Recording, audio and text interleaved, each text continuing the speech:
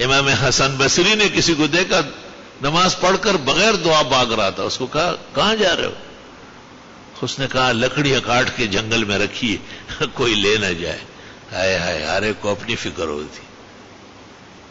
امام حسن بصری نے کہا اور تو کب تک لکڑیاں کاٹتا رہے گا اور بیچتا رہے گا، وہی کھائے گا؟ خدا خلاق اور رزاق سے نہیں کہتے نماز کے بعد دعا مانگ کے یا اللہ میرے رزق کا ذمہ تو آپ نے لیا ہے، یہ مجھے جنگلوں میں کیوں خوار ذلیل کرا رہے ہو؟ بیٹھ جاؤ دعا مانگو۔ وہ بیٹھ گیا، دعائیں مانگنے لگا، اس کی تو عادت ہو گئی۔ مزہ آیا اس کو۔ یہاں ایک نوجوان لڑکا ہے، وہ بڑی لمبی دعا مجھ سے بھی لمبی مانگتا ہے، مجھے حیرت ہے کہ کیا مانگ رہا ہے۔ میں پوچھا بتایا جی میں کیا دعا مانگتے ہیں؟ ہمیں بھی بتاؤ۔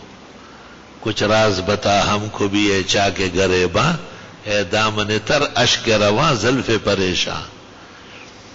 تو کئی بادشاہ کی بیٹی نے، شیخ نے لکھا ہے فضائل میں، بادشاہ کی بیٹی نے نظر مانی تھی کہ ایک آدمی کی زندگی بھر رزق کا ذمہ لوں گی۔ بھئی کون سا آدمی؟ کہ مسجد میں دیکھو کون ہے، اس کو تو مزہ آ گیا تھا، نئے نئے صوفی ہو گیا تھا، بیٹھا ہوا تو دعائیں مانگ رہا تھا اور رو رہا تھا۔ غلام نے جا کے اطلاع دی، کہا بھائی اسے کو اطلاع دے دو، عمر بھر کے لیے شاہی خزانے سے وظیفے کھائے، اور وہ جنگل جانا، ذلیل ہونا، لکڑیاں کاٹنا، بازاروں میں بیچنا۔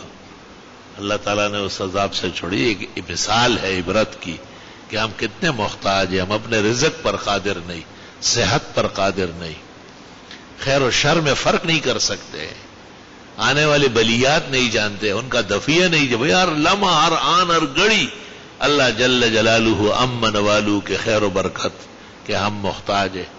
ہمیں بہت دعائیں مانگنی ہیں اور خوب